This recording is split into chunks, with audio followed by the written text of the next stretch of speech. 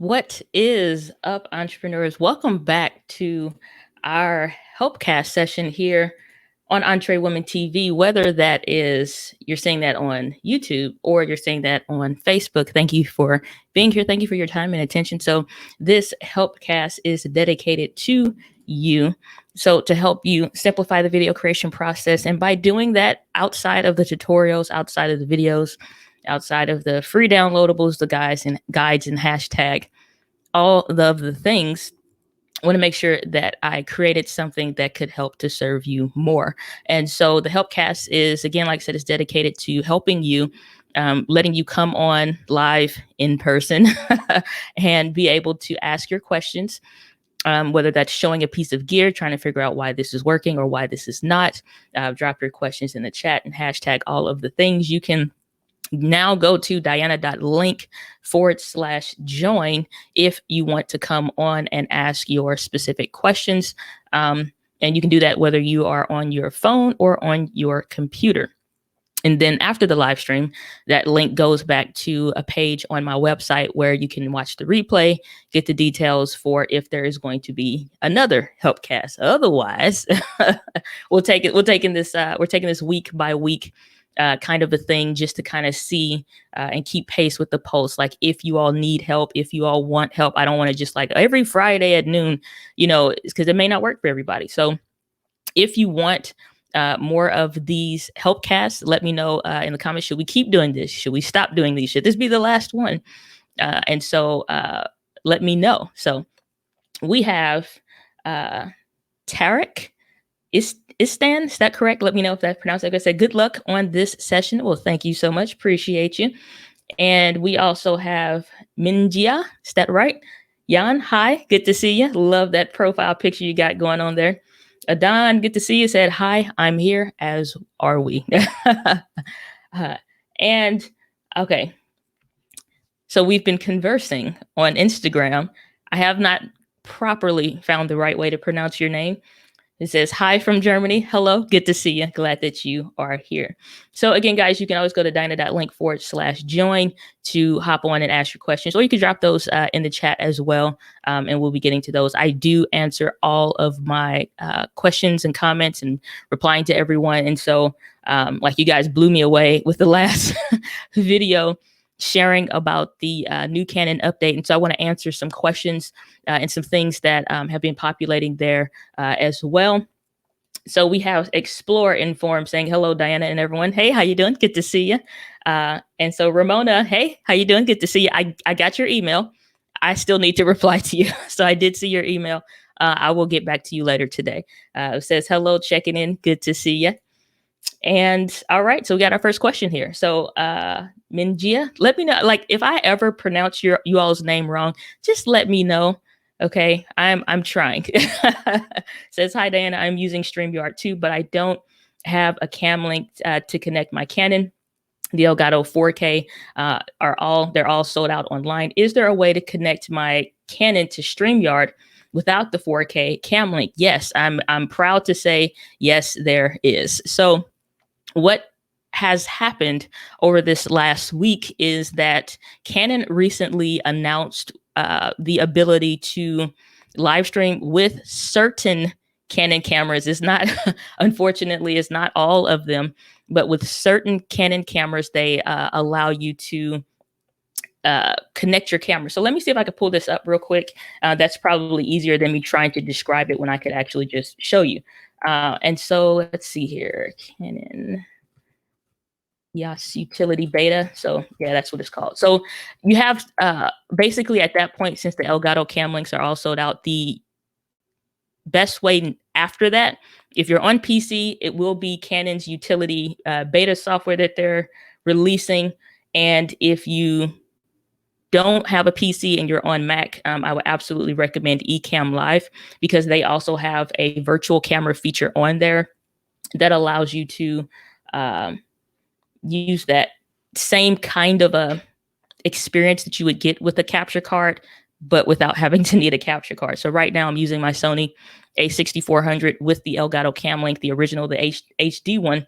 But now with Ecamm Live and other brands as well, brands of camera like Canon, Panasonic, Sony, even some Olympus cameras. You just need to connect it via USB. So USB is absolutely going to be the way to go. Why is this so hard to find? I just was there. There it is. All right. So let me share my screen and then I can bring that up. And if you guys ever can't see something that I'm sharing on my screen, please let me know and I will fix that. All right. So let me also take this off the screen. And boom. All right. So this is the Eos Utility Beta. It's basically this virtual camera if you have a PC. Unfortunately, it is only for PCs at the moment. However, Canon usually announces just about everything for something that can work for PCs as well as for Mac. So they're not specific. But for right now, since this is still in beta, it's just being released. These are the current cameras that it works for. So if one of your cameras fits this bill and you have a PC, then you don't need an Elgato Cam Link anymore. You don't need a Elgato or any capture card for that matter. You literally, if you have one of these cameras, you can live stream by downloading this software. And I did upload a recent video to my YouTube channel, so you can check that out there. It should be the very last one at the time I'm recording this stream. And so basically you click on, well, I can't do it now because I'm on my Mac, but if you click on this specific link for your camera, will take you over to the drives and downloads and things like that. If you have Ecamm Live, though, they have the exact same feature, so to speak, without needing a capture card. You basically, if you have one of their cameras specifically that they're testing, we're testing a lot of them, and a lot of them are working. So they are just some freaking brilliant minds, if I do say so myself. And I do say so myself. So I'm going to share with you those cameras that are available. And so let us now switch screens, actually. StreamYard, I got to make this slightly more efficient, my friends. Alrighty. So now you should be seeing, this is the list of cameras that work with Ecamm Live. And so, all right, so if you have Ecamm Live, any of these cameras, these Olympus ones, these are the ones that work. The OMD EM1, Mark II, Mark III, all of these cameras with their weird naming schemes, those work. Some of these are still in the process of working. So like the A6500, A6600 currently is not working. A6400, I am able to get a signal. I'm still working through some kinks with that. Which is why you haven't seen a video on it or anything like that. But this is the list. This is the list of cameras that's currently working. So if you have one of these Canon cameras, the original Canon M6, somebody asked about that in my comments recently. You can use this with Ecamm Live. It's a ton of cameras here. You Nikon users may rejoice. There are some there. Fuji X-T2, Fuji X-H1. If you are seeing any of these cameras that are in the it was tested, but it's not working list. There has just been a recent update as well. As new updates come out for Ecamm Live, feel free to update those because sometimes there's a fix or there's another element that's been added. So test it again. If you don't have a free trial of Ecamm Live, you can definitely do that. And that'll be helpful. Excuse me. That'll be helpful just in being able to see if it'll work for you or not. Because if not, then, I mean, you don't really lose anything by trying it out. So you can go to diana.link/Ecamm Live if you want to be able to get a free trial and check it out and see if your camera will work. If you didn't see it, it's still worth giving it a go. So my long answer to a very short question. Alrighty. Troy, good to see you. Says, thanks, Diana. Hi from South Carolina. Well, hello. I got some family down there. Say, I appreciate the information on the Canon M50 you sent me. Oh, my pleasure. Glad to be of service. So if you guys, if we aren't connected on Instagram, if we aren't connected via email, on my email list, definitely do that, because if you need more help, sometimes a little bit more in depth, that's the best way to connect with me. So Baz the man saying, hi, I use Zoom for yoga class. I use a Logitech 29. See, I'm guessing the C920. That's what that seems like it would be as a web camera. The quality is okay if it is about 3 feet away, but I wonder 9 to 10 feet away, the quality is bad. Should I use a camera as a web camera. So basically, you're using a web camera and you're trying to decide, should you keep using that or should you use something else? Well, the thing with anytime you're using some kind of a web camera or something like that, you want to be able to, one, have either a monitor or something to know that you're in frame. So I know when I'm getting ready to sit down and do this video, like those books, a piece of paper that's on top of the books from when I was sitting back there writing this week, those are all there. I know what's going to be in the frame. So if I had a pair of socks off to the side, I don't want those on the bookshelf. So like you want to check your frame first so that you know, like, yeah, if you're sitting it that far back, it should be okay. But at the same time, it's like, what is the look that you're trying to go for? Surprisingly, it doesn't take much to get good quality when it comes to your videos. And I had did a video a long time ago, actually. I think it was maybe like over 2 years ago, where I did like a video using that Logitech C920 camera with lights, with a proper microphone setup. You can get a very nice look, a look that'll actually work for you, even though you are going to be further away. But some of the benefits of using a camera is the ability to zoom. Maybe you have somebody like actually physically zoom in the lens. Maybe you have somebody that can help you and monitor what you're doing, or if you want it close in, they could kind of zoom in. If you have help, if you don't have help and you're trying to get most of your body in the shot, both cameras are kind of going to do the same thing. So it's still going to be further away. Even still, if like you're live streaming with a real camera, you still are going to be stretching that cord a little bit further away. So the only difference probably that you could get away with as far as using a camera's benefits over a web camera is lens options. That's the biggest difference when it comes to live streaming with a real camera, is the lens options. The fact that you could put a wide angle lens, still be relatively close and get most of your body in the shot. Then now we're talking about investing in lenses, but that's not a, necessarily simple decision all the time, simply because as you're investing in cameras, there's a lot that goes into it. A lot of people say, oh, my budget's $500. It's like, okay, great. That will get you a budget friendly camera. That won't get you lights. That won't get you a microphone. That won't get you tripod. That won't get you any of the rest of the things, cables, cords, and the rest, the associated equipment that goes with it to be able to achieve that, let alone tacking on another $200-300 for lenses. So that's what you want to really consider. So here's a video that I did, and I'm going to share this from what's on my community tab on YouTube, is that if you look, this video that I did where it's like, I made this video with a $48 webcam. That was that Logitech C920. It's not like blurry in the background, but it's still further away. So if you go over to my community tab, you can check out this video that I did here, and it'll let you know, like, you can still get decent quality and stuff like that, making the assumption or making way that dealing with the limitations of the camera, basically. So know that, yeah, the camera's not always going to be perfect, but at the same time, you can make it happen with the web camera. It's no, every camera has its limitations. I'll put it that way. So, okay. Minji is saying, yes, you pronounced it right. It's like ninja with an M. Perfect. Thank you. So glad that I corrected that, or I said it correctly. So thank you. So you're asking also, for your settings issue, can you can you test it here by walking away 9 feet away? Is my problem about zooming? Again, it's like, the thing is that it's not about the ability to zoom in or whatever, because if you're doing yoga, you're further back. You're back by the wall per se. You're not this close to the camera. So the thing is, though, too, it's like, chances are most of the time when you're having quality issues, very rarely do the settings have anything to do with it. It's those other elements that honestly should take precedence over the camera that's not being, accounted for. The lights honestly could suck, which doesn't help the focusing any.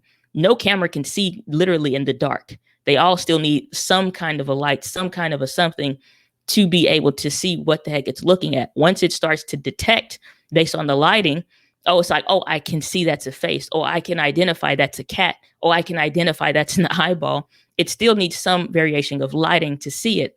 Then based on that and the limitations of your camera, would you now see or say and adjust what settings should I be using and things like that. So I would say check out the video that I just shared, like on the community tab, and then follow up that with the video that I did. Like if you're going to use a camera, same stuff, same rules apply. You still need light, still need audio, and then you need to dial in and figure like, okay, what's happening in this image? What am I looking at? And things like that. So the Black Cobra saying hello, just checking in. Hello, good to see you. So Mehmet asking which program am I using right now for streaming right now? I am currently using StreamYard. So when I do these helpcast sessions so that you guys have the ability to hop on here and ask your questions live, not just in the comments or what have you, but like you can actually come on your phone or on your laptop. So StreamYard, if you want to check that out. Alrighty. So Minji is saying, perfect. I'm using a Mac, but I can't wait for Canon to release the Mac version. Also, I agree with that as well, because the thing is that sometimes, like I recommend Ecamm Live because it's literally a full suite of everything that you could possibly want to use, from a base level to a more expensive level. But the thing is, it's just like, if you literally don't need a full suite streaming application, it may not be right for you. Like, you're not trying to bring comments up. You're not trying to do whatever. You're just literally trying to take your camera and go live. You're not trying to build a show. You're just, trying to get by in the interim. I understand that. And that's, I think, where this Canon webcam utility app is going to come in handy for a lot of people, just for that reason. Like, you're just trying to go live in your groups. You're not, it's like you're just trying to go live on your website or in a Zoom class or something like that. You're not trying to build out a show and all this, whatever. So it could be overkill. So when Canon drops this, I think, one, it should make some, I'm glad that they did, because it does a couple things and it causes some disruptions in the industry. Because imagine now, all you Sony users, all you Nikon users, all you Olympus users, what if your preferred brand of and manufacturer decided to go ahead and release something very similar? Because all of them have the possibility to do that. Now everybody can live stream with their camera. Hell, you could go Facebook Marketplace, pick you up a cheap DSLR, and you're able to live stream and adapt lenses and things like that. So I think all of these brands should take notice of that, because nobody wants to look like the favorite child and just like all the rest of you treating your kids like stepchildren that you don't like, kind of a deal. So, my life is favorite. Good to see you. I believe name's Doris. I believe so. So I have a Mac. Canon, please do it for Mac. I think we can expect to see this at least within the next 30 days. Canon's at least a brand that enjoys doing the basics right. And so the fact that they tagged on the beta, I think we can expect to see this for Mac. I just think it'll be a little bit of time to test, to make sure, know what cameras and what have you. And then too, they're trying to do all this stuff with probably hardly no staffing. So the Black Cobra saying, yes, I am on a Mac. I'm using the M50 with Ecamm to stream, and it works great, especially for a newbie like me. So I love Ecamm Live. Oh, hashtag plug moment of the century right here. Not for the join, but you can still hop on, click the wrong thing. But so my talk went live yesterday for Ecamm Live's their Leap into Live Streaming Summit. I'm so proud of that session. Like I'm very, very proud of that training session. It's not just like another YouTube tutorial, another video or something like that. Like, for those of you that are wanting to go the route of YouTube and really start, building your brand, like you already have your business or whatever it is that you're doing or interested in, and you're wanting to like figure out those marketing aspects in addition to the content creation, I think that session will serve you. So you can check that out. So, all right. So Mehmet saying, I am using Windows and I have an M50, so I need help to make it stream. So if you have Windows and you're still trying to live stream, the thing is, go ahead and use this Eos utility app if you have this one of these cameras. So check this list and see if you actually have one of these cameras. Let me take your comment down. All right. So check and see if you have any of these cameras. If you do, go ahead and use this for PC. Now, the problem becomes if you don't. If you aren't a PC, you have a Canon camera, your Canon camera is still not on the list, for example, for those of you that may be out there, what should you do? Well, one, there are a lot of PC users who, like especially people that I'm talking to, like through Instagram DMs and stuff like that, they invested a couple weeks ago, a month ago, maybe they're just past the return date for some of these capture cards that they were able to find and purchase. So honestly, check local Facebook marketplace. You can still have it shipped and go through all your, things to disinfect it and so forth. But go ahead and get a capture card, because honestly, it's like, yeah, it's not the best with Canon, but it's just kind of a fill in the gap kind of a thing. If somebody in your household has a Mac, I just use that for streaming with Ecamm Live for sure. But yeah, if you're on PC trying to stream with your M50, honestly, that Canon utility webcam will work for you. But so watch the tutorial. So you specifically, you're fine. Watch the tutorial and you can use that. That's on the channel. All right. So we have Marquez Stewart. What's up, brother? Good to see you. I almost thought that was a Cardinals hat. And for that reason, I shan't answer your question. Next person. No, just kidding. You almost didn't get responded. This is a Cardinals house, okay? A Cardinals house. Only red baseball caps in these streams, okay? Cardinals. But that's okay. I'm here to serve. I shall answer the question. It said, does it work with other mirrorless cameras? I have the original Canon M6 and you're wanting to do more live stream. So unfortunately, they did not include that. They only included the original M6. I don't know if this is going to be one of those things where it's like, for at the moment, those are the ones right now that just kind of worked out of the gate, or if it's more along my thinking that Canon doesn't want to unleash this to literally every Canon camera, because then people wouldn't upgrade because it's doing more of the things that they want. So I think that's more of the reason why, honestly, I don't think they're so, in their hearts about helping people, because it's no reason why the M6 has the same brains, the same processor, the same sensor as the 80D. I think the processor may be slightly different, but otherwise it's just a baby 80D.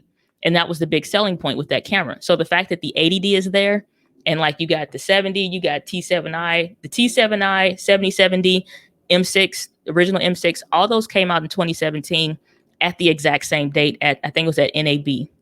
So there's no reason why one would work and the other. They put the same internals in the camera. I think it's just them being picky and choosy about that.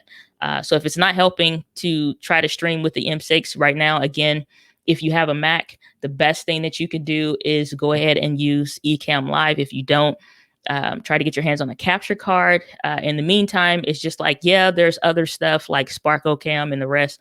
Sparkle Cam honestly sucks. And it's like I'm almost at the point right now to stop recommending them, because it's getting to a point to where it's not super helpful at the moment. So I'm curious what's what. The next time, if you ask another question, I fully expect a Cardinals hat in your thumbnail. And I will say this once. It's your one and only question, sir. No, just kidding. So glad to be of service there. So My Life is Favorite saying Ecamm Live is not free. No, it is not. They have a free trial, but it's like, try the free trial to see if that's what you want to use. Experiment with it and things like that. They do have a free version, but at the same time, it's like, I think it has like the watermark on there or something like that. Either way, here's my thing. Yeah, it's not free, but at the same time, the free options suck. So it is what it is. It's just like, I mean, it's a stellar software and it freaking works. And I love it. But it's like, if it doesn't work for you, don't use it. But the options are pretty limited these days. So Minjie is saying, I signed up for Ecamm Live too, but my guests don't have Skype. So StreamYard is easier for them. They are old people. And so that's the thing. They are right now in development and they are testing, internally testing the ability to have a browser-based link that can go and bring on guests right now. And so they're doing that. They're doing some streams with it, but it's not released. It's not even released to like us beta testers and things like that. So that's coming, but that's kind of why it's like, for these helpcasts, I use StreamYard and I have to deal with it being 720p. I have to deal with, potentially sometimes it being stripes on my headphones or it looking wonky. So when I, take a piece of the stream and I upload it to I upload it to Instagram, like a clip or something, it starts looking worse. So it's like I told you, like last stream, like I told you guys, please send a message to StreamYard 1080p. We need better video quality as best as they can. Obviously, I know stability is important to them right now because it would suck if the stream just crashed and it's just like, but it was at 1080p. So we gotta, you know, manage our expectations, I suppose. So the name is Shar. Well, hello, Shar. So I have a Canon M6 and can't even do live streams, even with the Elgato. So I I want to. I used to have the Canon M6. That was before I was trying to stream with a camera. I didn't try it, and I regret that. So I don't even know, other than just to buy one, how to see what potential solutions would be around those cameras that maybe aren't on the list or what have you, or even if they can, really work, even with an Elgato, or what is the thing to get it to work. So I don't even have the ability to test it. Nobody I know has one, and so that's the weird thing. It's just like right now, though. Here's my biggest thing. If you don't have a camera that you can use to live stream, these Logitech web cameras can do the job. And beyond that, use what you have, which may be just your computer's web camera. And here's my thing with that. It's like the quality now, I'm saying this knowing good and daggone well, if I had to show up to this stream in either of the, I would be frustrated with myself because I want the quality better. But here's the thing though, too. Are you better served because it looks prettier? No. As long as the audio is good, that's really honestly all that matters. And it's the video is kind of okay. Kind of okay and up is fine. So it's like you can get one of the Logitech web cameras easier than a real camera. And even like Moment lenses, they included a wide angle lens that you kind of put on your web camera to make it wider. So that's a thing. But it's like right now, it's like however you need to show up until you find one, until you can get one that pops up on Facebook Marketplace, whatever. Just do what you can. And literally right now is the use what you have season.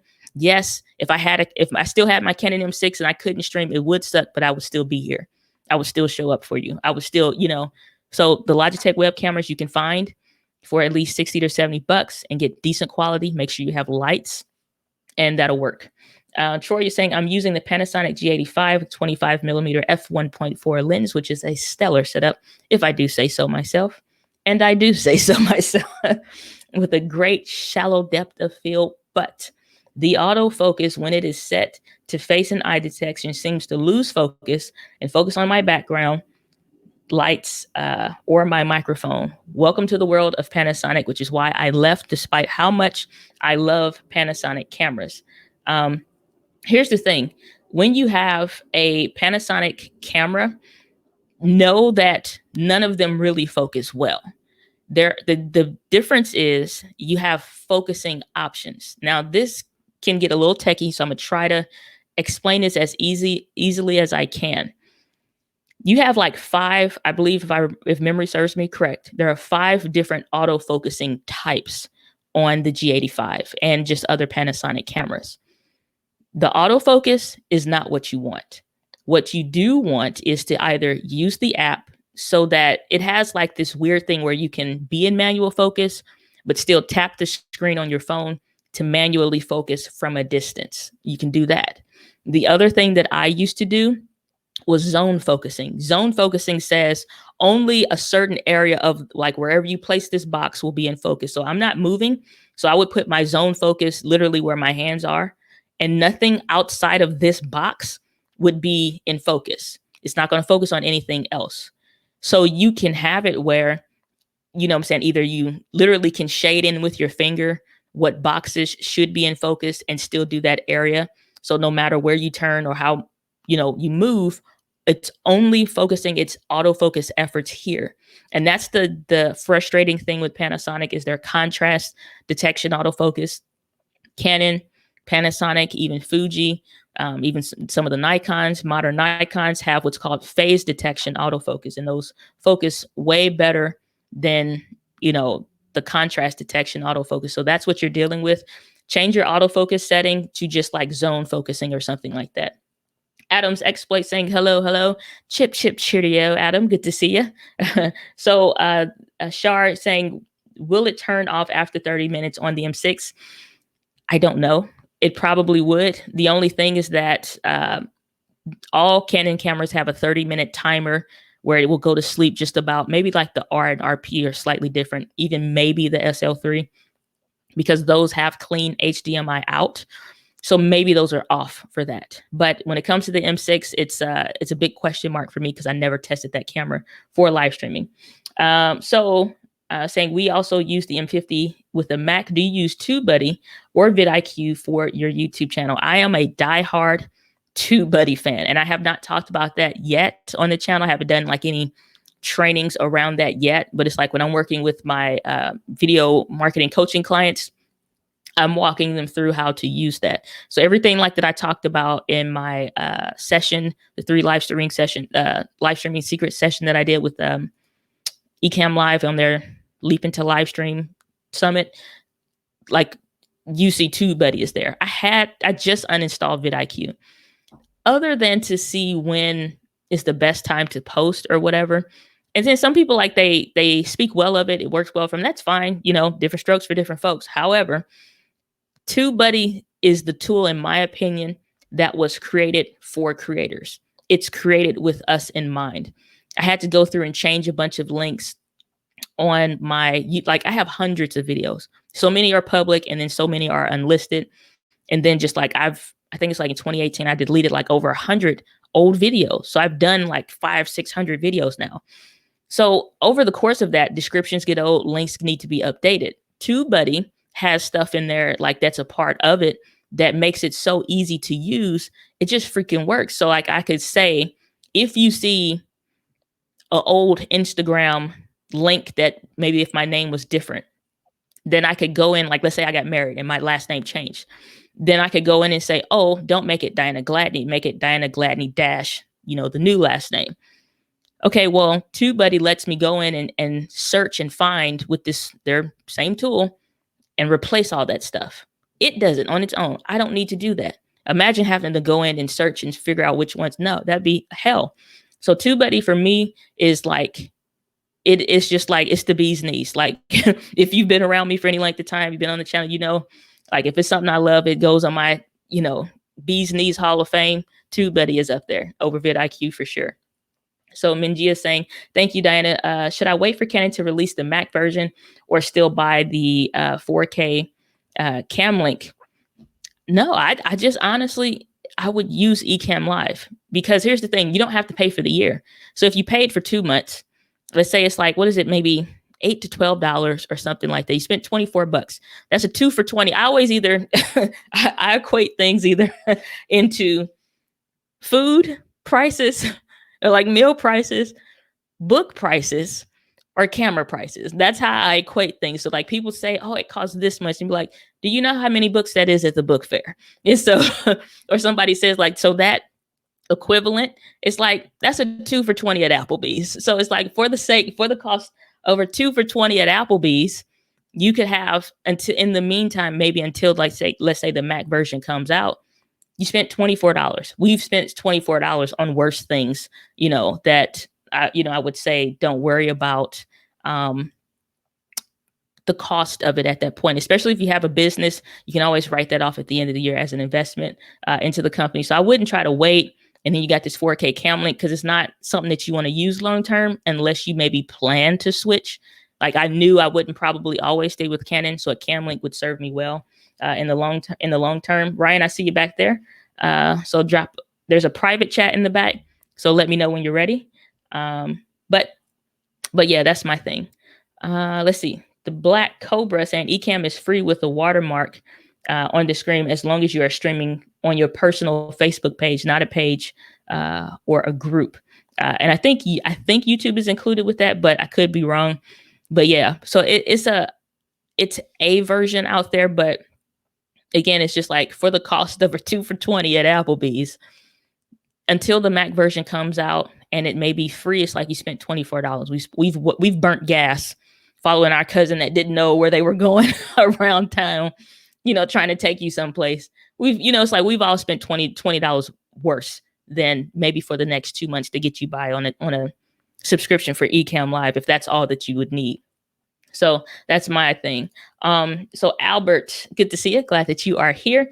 Saying, what software are you using now for this stream? For this particular stream at the moment, I am using StreamYard. So you can go to the link if you want to check it out, or for well, they don't have a free trial really. I think you get like $10 credit or something like that. I think I need to see what that actually is, but that's what I'm using right now to actually use and host this stream. So at least for the Helpcast, when I'm doing my regular stuff, like my regular streams, I'm not, thinking to bring anybody on.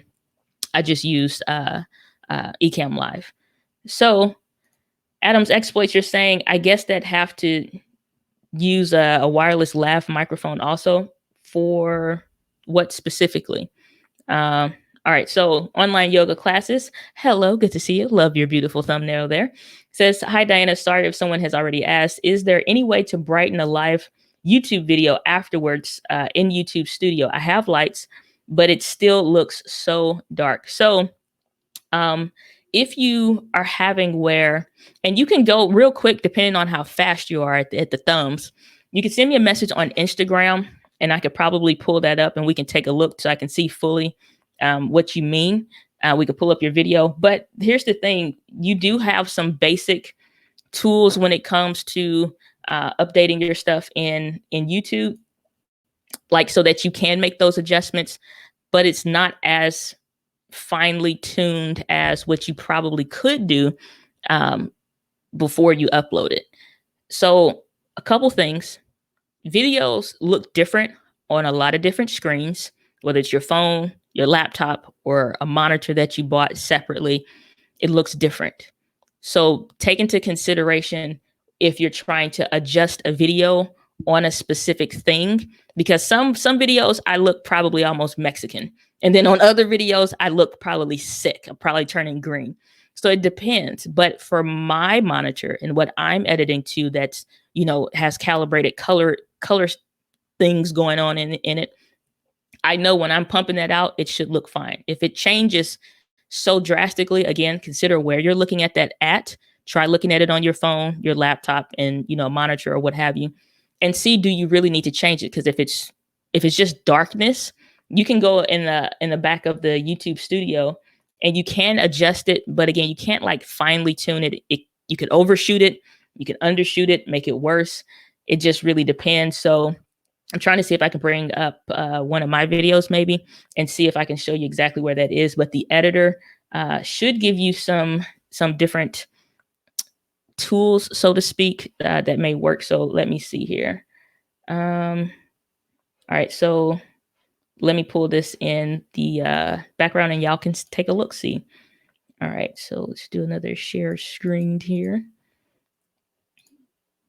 Let's go to the YouTube editor. So what you're saying right now is the YouTube editor. So when you look at this specific editing, this is in the back of YouTube. I clicked on my video and you come down here to editor.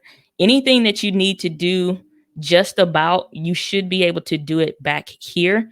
What all they let you do, how much you can do, whatever, I don't know fully.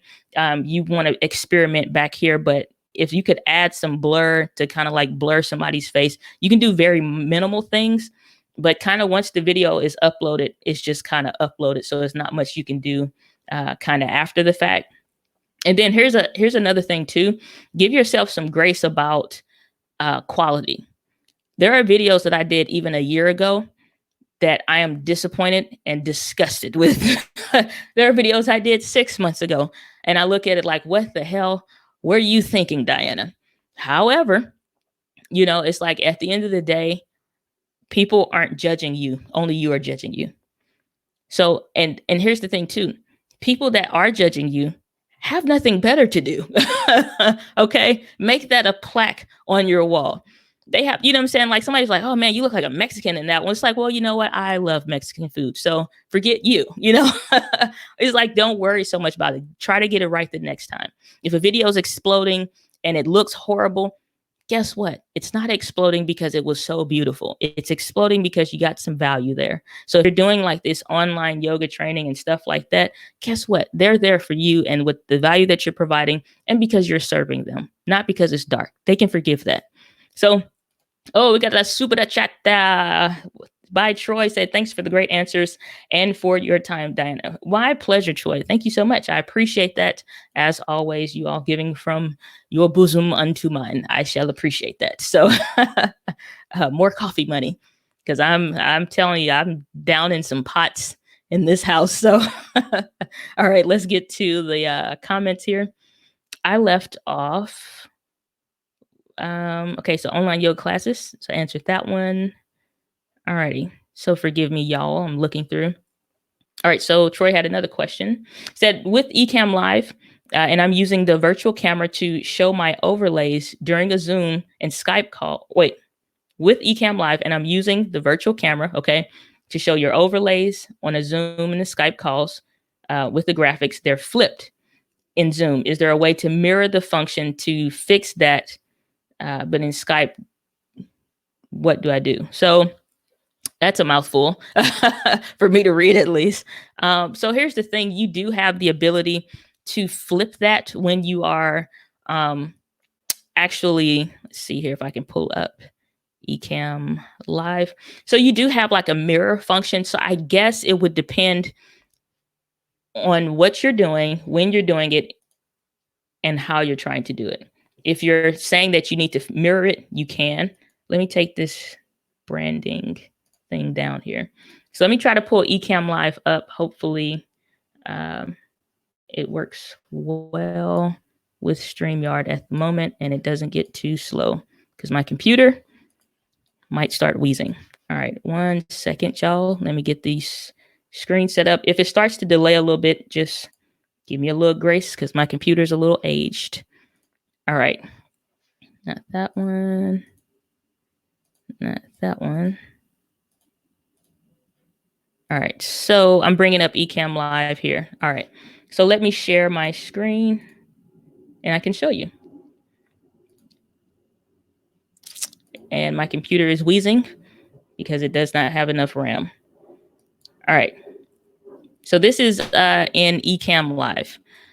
Now over here, this camera effects window, what you're going to be seeing over here is where you can start to deal with like stuff with the green screen.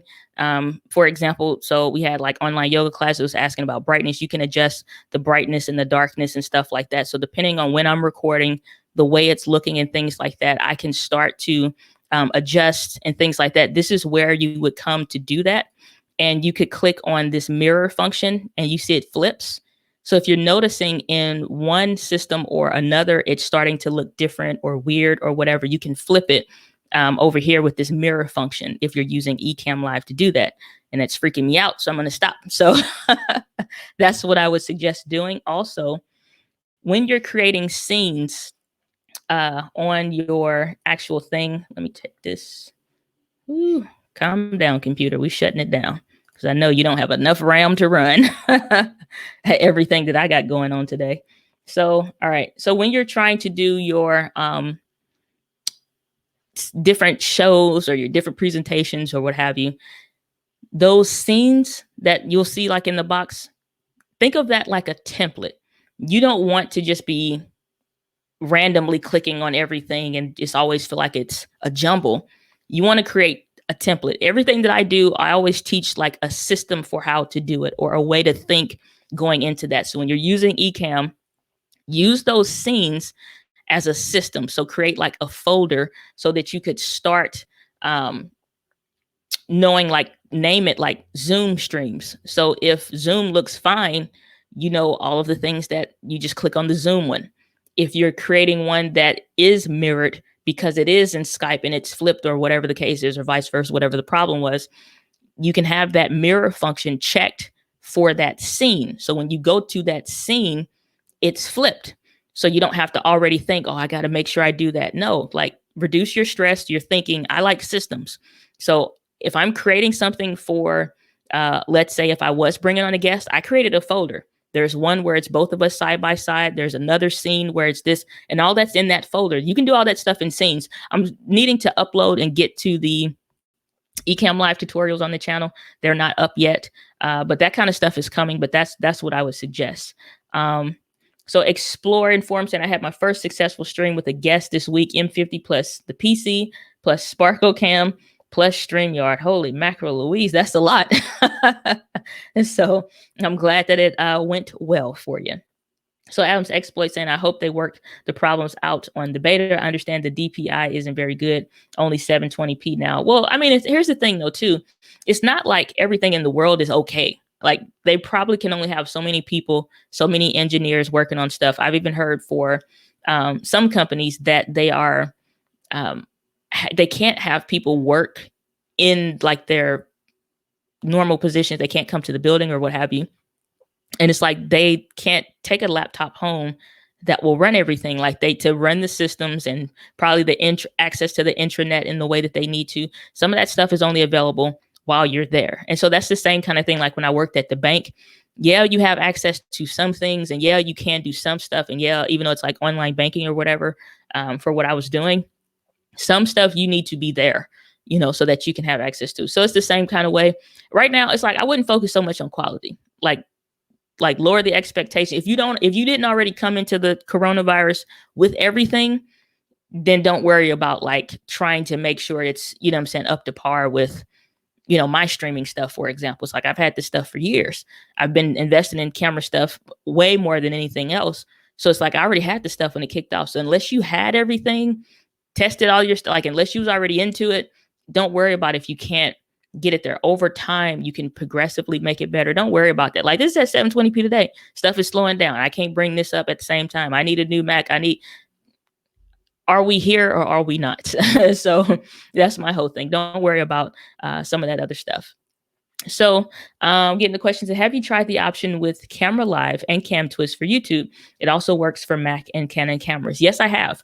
So I have tried where you can use Camera Live, which is what the original USB method used that I taught on the channel, but it did not use Cam Twist. I did test that, but the thing with that is it's like it works and it has worked well, but not consistently. So if I don't know if I can really survive past an hour for a live stream, I really don't want to play around with it. You know what I'm saying? So that was the thing with Cam Twist and Camera Live.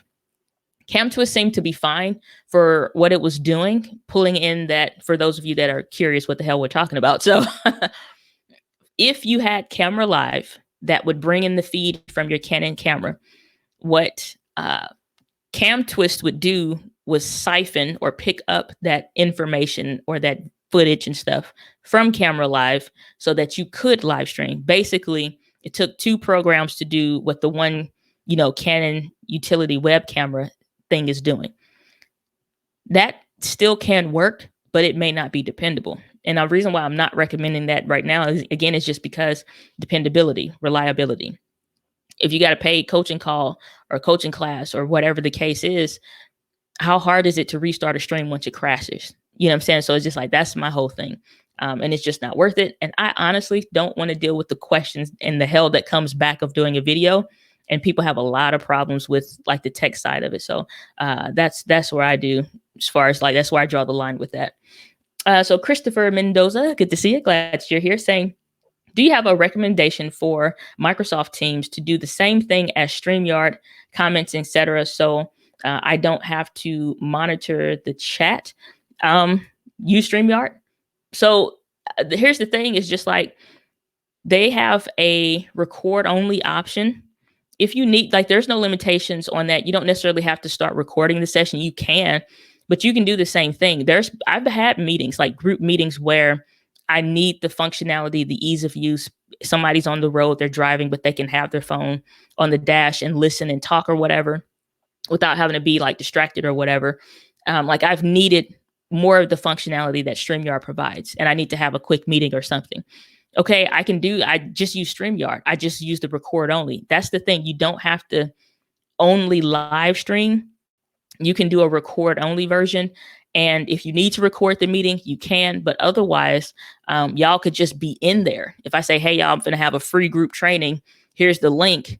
We don't have to go live. We don't have to record it, but we can all be there, to get that same functionality. So that's what I would say, if that's what you're trying to do, just use StreamYard, but you don't have to actually be live streaming with it if that's the case. So Explore Inform is saying, I only really use Sparkle Cam because I have a PC and couldn't find a cam link anywhere online. But I do like the ability to change the aperture, white balance, etc. In the app easily. I agree with that. It's just, again, that like their customer service sucks. So it's like as soon as you run into a problem, can't get help. And that's frustrating. I don't like that kind of stuff. If you want me to pay for something, you want me to invest in something, have some daggone customer service to serve the people that are supporting you. That's why I say I like to support the companies that support us. They're just kind of like, but if you have a PC now, you could use just that. You don't have to, but I mean, the thing is though, too, like I like the whole record to edit process that I developed because I don't have to think through this. Once I set this up once, I don't have to think about this again. Like I literally take my toe, flip a switch, the lights come on, the camera can come on. It's just like I don't have to think twice about it. The settings are right, and it's dialed in. I said it once, I don't have to worry about it. I have a video coming out on the Sony a6400. One of those features that I love about this camera has a memory recall. So I have 3 of those set. One for my live streams with Ecamm, one for which is in the evenings, usually if I'm using that and I'm not trying to, do all this extra stuff. I have one for this one, the daytime streams, the lights on, I got a window going, it's just like all this stuff. I'm trying to bring on guests, slightly different. I can just set those once I dial in those settings and I don't have to think twice about it. So once you figure it out, it's like you shouldn't have to fight to make sure the lighting is right or whatever. If anything, you make minimal adjustments to make sure that it's working well for you. So once you dial in your settings, you shouldn't have to really, kind of figure that out. Keep trying to, readjust for that. So Troy, you're asking, how do you customize comments, reactions, the size or placements before you go live? In Ecamm Live, you literally, because it'll slow my computer down too much with all the stuff I got going on it right now, just for RAM's sake, and Chrome is a freaking resource hog. You literally, once you pull up a comment or what have you, you can just drag and drop and click on it. Like if you need to bring it down, you can just click on it and bring it down. If you need to resize it in the corner, you just grab it and you either zoom in or zoom out to make it bigger or what have you. If you want to change the color, you just, again, double tap on the comment on the screen and you can adjust it. So like, for example, here with StreamYard, I don't have that ability. Either they can look like this or they can look like that. There's not no two bones about it. I can change the color maybe, but that's the only thing. I can't move this or make it smaller, trying to sit up a little bit, the bigger the comments get or whatever. Like, so at least in Ecamm, you have that customization. So you just double tap, clip on it, and then you're good to go from there. So Shari saying, thank you, Diana. You are so awesome. Well, my pleasure. Glad to be of service. And so we have the Black Cobra asking, I have a Canon, I have an old Canon T5i that I was thinking of using as a second camera angle. Was that on the list? No. And I think that's not because of it not being able to. I just think that they don't want it to. So the list, to bring those back up for those that may not have seen it, let's pull that back up on the El Computer. Probably should. What is El Computadora? La Computadora. I passed Spanish once. That's once. That's the best you're gonna get here. So, so these are all the cameras that are there. The T6i and the T6 is as low as they're going. So you just barely didn't make it. And I don't think it's because of any lack of capabilities, because most of those T5i, T6i, they all pretty much, it's the same camera 7 times over. It's not really any real reason why not. I just think it's their preference of not wanting to open it up to every camera possible. So at that point, I would just say if you have a Mac, then it's obviously my only recommendation is Ecamm Live. If you don't, then there is Sparkle Cam, but it's kind of like, is it worth it? With a free trial, you can at least see with Sparkle Cam if maybe that would work for you. So Shari saying, can I ask, what do you think is the best VPN to live stream? I am an expat here in China, and I can't really do a stable live stream without proper VPN. That's a little bit of a difficult question because the security needs constantly shift. I have not, I mean, all of them say that they're good and we're this and that, but then they all have breaches too. So I can't really fully recommend. If anybody, I could say or drive you towards that I would take their recommendations when it comes to VPNs, virtual private networks, for those that aren't familiar with that lingo. Basically to keep her connection secure and stuff like that when she's out at a coffee shop or what have you, which I'll be glad when the coffee shops open back up in this world. So, but I would say to who to go to for recommendations on that. I'm trying to think of his name, Philip DeFranco.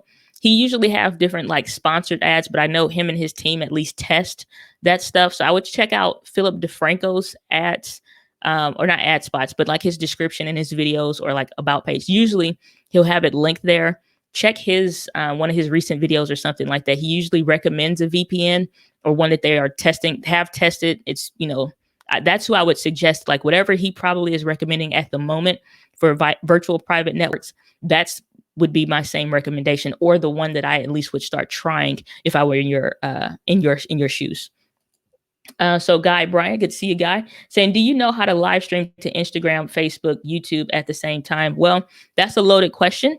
And here's the thing, take off Instagram and there's a whole lot of platforms that you could do Facebook and YouTube at the same time. I'm live to Facebook and YouTube at the same time natively within StreamYard. I'm not having to pay for a Restream.io package, but you can if you want to. And that's Restream.io. So that's where I would go when it comes to Instagram. Even though like y'all will find, if you like how to live stream to Instagram on YouTube, you'll find videos about like this software called Duck something or another. It's something with a duck, but I can't think of what it's called, but it's something with a duck. I know that much. Yellow Duck. That's what it's called. Yellow Duck. You'll see that out there. But here's the thing. Instagram does not want you to take these streams, this feed, all of the information, all of the data, and push they don't want me to push this to my Instagram account. The difference is, and I think Loria and David of Live Streaming Pros explain this best.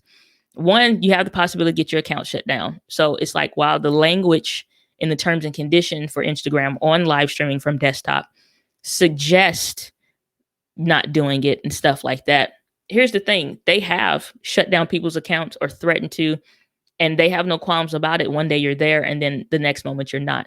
So it's not worth it to me to lose my audience and access in that way in the community that I'm building there just to have this there. Like Instagram's like, hey, we own YouTube, we own Facebook, come over here. So they don't want that. The second thing is the data, the amount of information that's pumping out. So you can use that Yellow Duck and live stream to Instagram. But at the same time, one, I don't know them or that company. Like they haven't been around long enough. They literally just popped up. I don't trust them. I don't know you. I don't trust you, flat out. So one, it's like you got to give them access to your account, permission, and all the jazz. And then two, I start streaming and I start sending all the bit rate, all the data, and everybody else is here on their phones. And then here comes me all the way up here. I stick out like a sore thumb. So it's easy for them to pinpoint me no matter how many streams are going or whatever. The data information is what's going to be different. So I'd leave the Instagram bit alone. Facebook and YouTube, anything and everybody can do it. You can either use StreamYard. Like I said, they have it natively built in if that's the route you're thinking about, or you can go through Restream.io, which a lot of people tend to use. So Ryan, good to see you. Glad that you are here. Saying you're using StreamYard now. I thought you liked Ecamm Live. So here's the thing. If I'm using StreamYard, it's solely because I can bring on guests with a link. You don't need to have any specific computer requirements.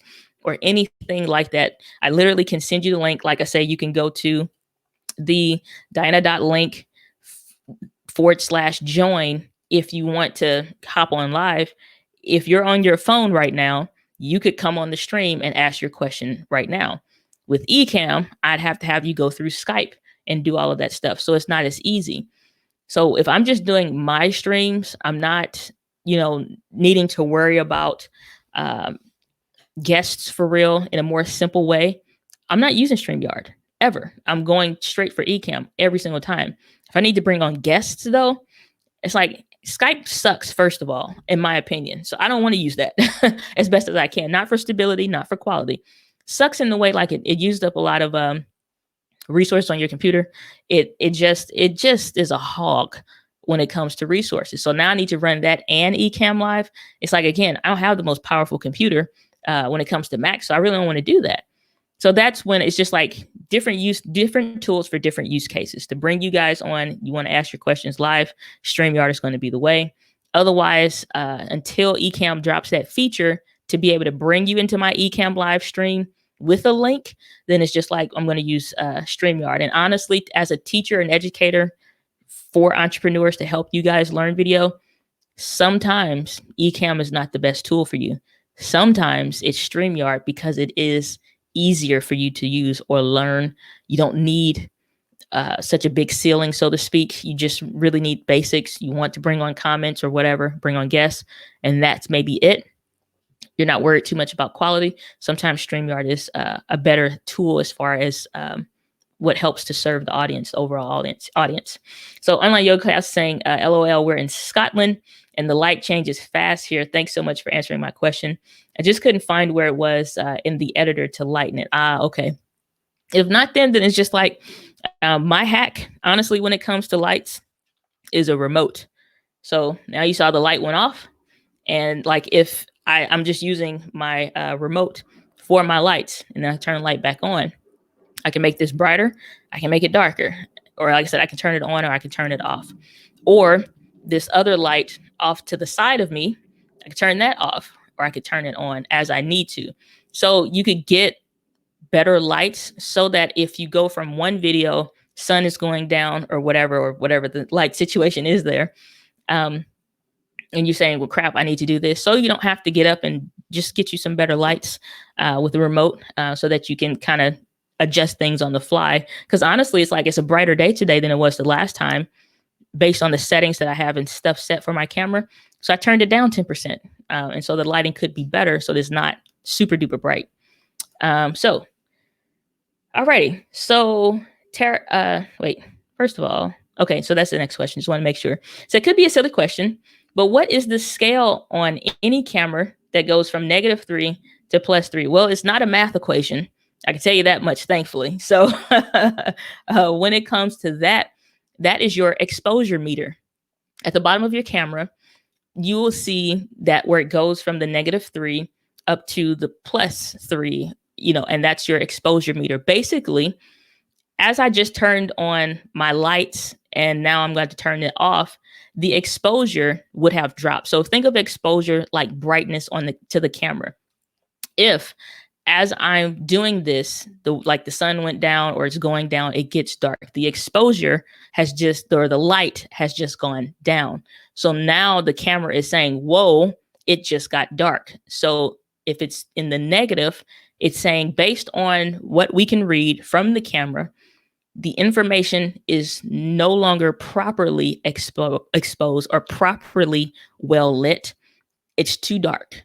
So when I turn the light back on, it says, we can now go back to 0, which is what your aim should be, unless you have a stylistic preference for it to be brighter or darker. It's saying, perfect. The light and the brightness or the exposure has now adjusted. And now we're at 0. And this is where you want to be for a properly exposed image or a properly bright image. Now, if it goes in the plus, it's okay to be like at the +0.7 or +1 sometimes, depending on the scene. But if you're like at that +2, +3, you're really, really getting into bright situations and the camera is notifying you saying, whoa, it just got super duper bright. You probably want to adjust some things so that you can start to bring down this scale back to the zero so we can be properly exposed. So that's what that is. That's an exposure meter. So not a dumb question at all. So on I did not even say I didn't say I wasn't English at all. I tried to say online yoga class and it sounded like I'm yodeling. Okay. I said, okay, that's what I thought. I didn't think I could alter it. I'm still new to YouTube. We didn't even know we needed an SD card in the camera when I first bought it. It's a steep learning curve. Tell me about it. You are not by yourself. It is a lot when it comes to, because we're just used to using our phones. We're not used to like, or a webcam, and like the camera is doing a lot of the heavy lifting. That's why I was like, that's why I always suggest like looking into, you know, based off of who you're trying to mimic or the look you're trying to get, you need to learn, like take it a little bit at a time. Don't just like think by everything in the description of what that person used, where they say this is the best YouTube setup under $2,000, and you go spend $2,000 on everything at the end, it still looks like crap. You know, it's like, because it's not about so much so the gear. It's only getting the gear that's relevant enough to the point that you can use it effectively to get a specific look that you want. Because again, I always give like that basketball example when it comes to like camera gear and equipment and stuff. It's like I loved the WNBA. And so the best player in the world, in my opinion, her name was Cynthia Cooper. Okay, give me a basketball in my heyday in middle school and high school. How much is that basketball worth? Take that same basketball, give it to a Cynthia Cooper, or if you know, NBA LeBron James, or how much is that basketball worth? It's the same leather, it's the same air in the ball, still bought from, Sports Print or whomever. And it's just like the value changes. So same thing with cameras. You can take the same gear, the same equipment, put it in the hands of somebody that has no clue what they're doing.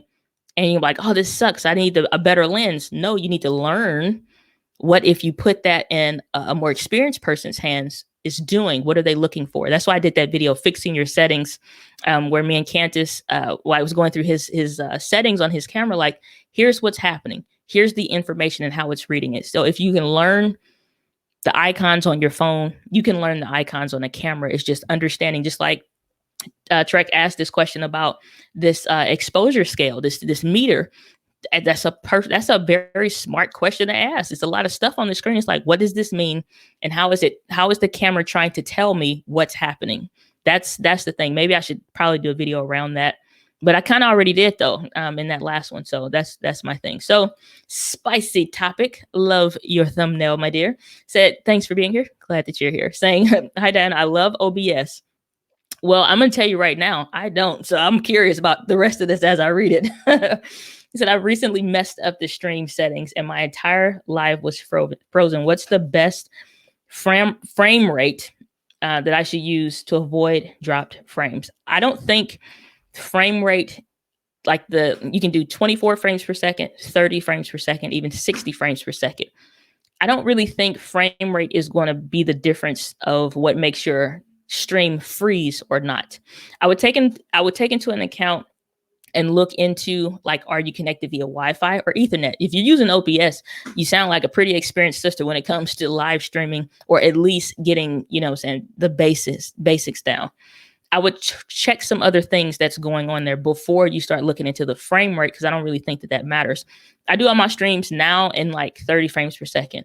Not much more of a quality difference than if it was 24 frames per second. Yes, 24 produces less information per se, but not enough to be significant to where, it's just like, so you can start and try like 24 and then 30 and then 60, but I doubt you're doing anything astronomical that's really going to make that big of a difference. So I would see, is it having another software running in addition to OBS, and your computer is wheezing and it's just like, we can't process all this information.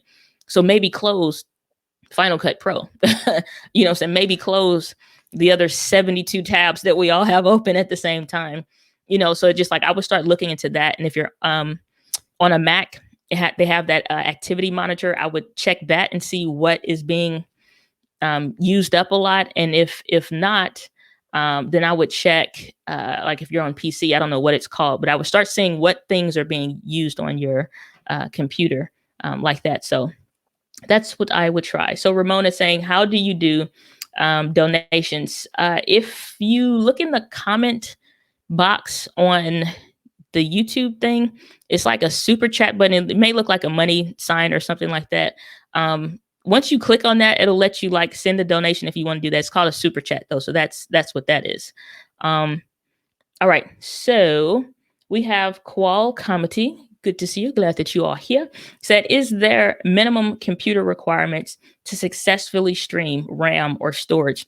If I had to give a baseline of what a recommendation would be, I would say at least, if you can, get 16 gigabytes of RAM. And most people buy computers and they sell them, and it kind of is like a sucky move on the computer stores and stuff. They're like, it has 2 terabytes of storage, and it's just like, big whoop-de-doo. Sell to those little $100 storage devices, that you could use. Not that big of a deal. So if you're buying or you're trying to look at a new computer, or you're trying to evaluate what you have, if you have 8, most of the time that could get you a bare minimum, but it's not going to let you do a lot. If you have 16, it gives you more breathing space. So I always think of RAM like as in, it's called random access memory for those that are curious. But the thing is just like, how well can your computer process and think and do a bunch of stuff at once? 8 gigabytes barely gets you there. Like my old Mac that I'm using, 8 gigabytes. It starts, like you saw it start wheezing. It's just like, we can't think and do all this stuff at once. I can't handle it. It's too much. So at 16, it's just like, oh yes, I'm a professor now. I can think more eloquently, more efficient. So it's 16 gigabytes of RAM. When it comes to processors, you'll see in the description of like a computer or something like that, quad core always will, like that's what you want, at least a quad core processor. Anything more than that is just like you're starting to get more into the specifics of how you plan to use the computer, as far as like your business, as far as what you're buying it for or using it for in general.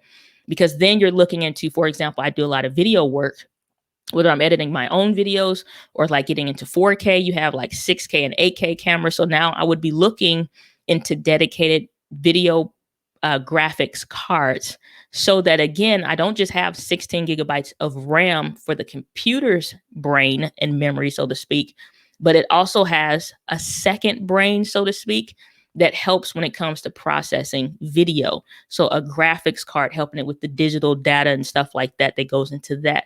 So those are some of the things I would consider. There's no right or wrong answer for real, but I would at least say when it comes to RAM, start with something like at least 16 gigabytes. And then if you can get a quad core processor, and anything more than that is just like you're starting to get into good territory, but that's like a baseline of what I would suggest. Definitely, Dean. Good to see you. Glad that you're here. Saying, hi, Diana. I'm seeing you with a significantly lower picture quality than your recorded videos. Is that because of my internet connection? Probably not. It's probably just StreamYard. StreamYard only does 720p. And that's the sucky part about it. Yeah, it's easier to use. Like I said, I can bring on somebody live with just their phone or what have you. But I would say at this point, it's just like I have to let quality drop for the sake of ease of use for my community. You know what I'm saying? Like, why would I ask y'all to have this, great computer so it can run all these different things and you don't have to close a bunch of stuff off just to hop on a live stream and ask a question? You know what I'm saying? It's like, so when it comes to that, it's like, I'm not best serving you trying to do that way. So I'll take the hit for me for quality, because it's just like, I know what I'm capable of video wise, or even like with my eCam stream. So it's like, I'm not really worried about it. And even if this was the best that I could get, it still is all right. And I get where your question is coming from though. But I would say that's why I don't mind taking a hit when it comes to the quality and it being 720p.